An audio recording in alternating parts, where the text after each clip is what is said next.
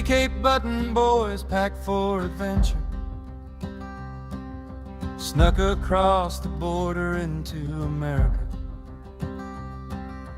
watching as the cars go rolling across Aroostook County. Three kids just going down the road. Border agent Butterfield was driving from the border. He saw the boys hitchhiking on the hill. When their eyes made contact, off they took to running. Three illegals on the run from the law.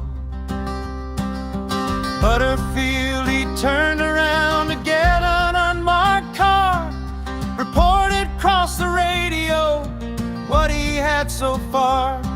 They saw me and they ran. Get the boys out there now. It'll soon be dark, we gotta move, we gotta hunt them down.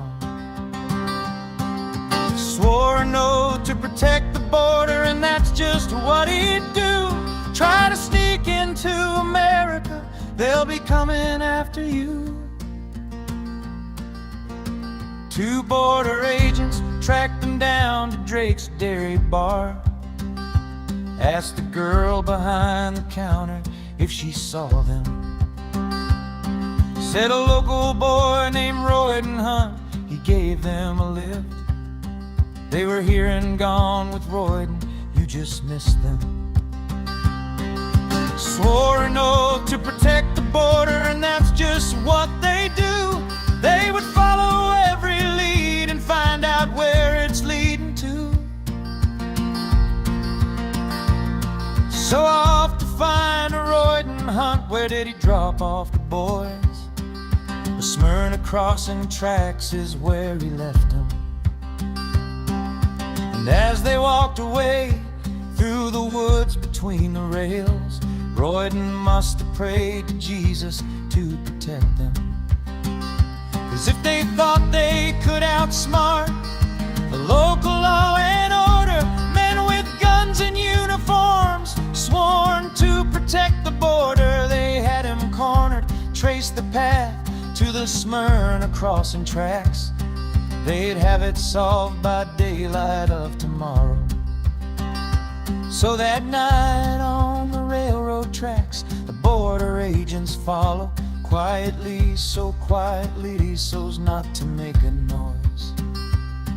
And the oath they swore to keep the borders free of the illegals was about to pay a visit on these three Cape Breton boys.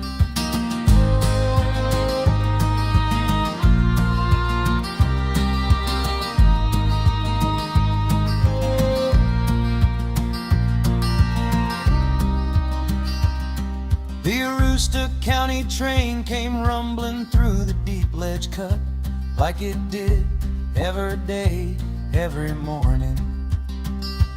Up ahead the engineer could see on the track some debris.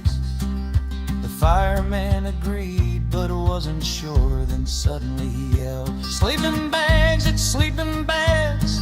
The brakes began to squeal, screeching to a halt. But by the time they locked the wheels, 20 railroad cars ran over them. There was no going back. Their hopes and dreams lay scattered along the Aroostook County tracks. Now Sheriff Darrell Crandall was a man of Christian worth, called to the bloody scene to search for answers, to investigate this tragedy. But the next thing you hear, the case was closed. Crandall closed it like a cancer. It seems, he says, the boys decided to have themselves a nap, sometimes overnight in the middle of the railroad tracks. Just went to sleep, we don't know why, only God can tell. And so it was, the investigation's over. So Sheriff Darrell Crandall had the body parts cleaned up, from the tracks delivered to the funeral home. With 3 autopsies to perform on what was left behind, Crandall ended up just guessing, walking blind. Working through the night, he had the bodies packed to go to return to Nova Scotia before anybody'd know. Crandall never even bothered to speak with Royd and Hunt, didn't notify the state police or talk to anyone. Not a word was spoken about the border guards who followed them from Butterfield to Road Tack and to the railroad tracks. Not a word was spoken about who pulled the trigger, 'cause when those boys tried to run, they would have shot them in the back. Swore an oath to protect the borderland of the free, home of the brave. Meanwhile in Cape Breton, heads were bowed, tears were shed, as 3 young boys were laid to rest, forever in their graves.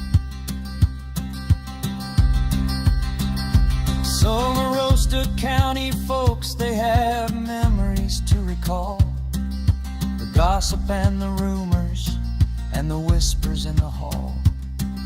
But every story fades with time and soon just fades to black, left to die side by side on the Aroostook County tracks.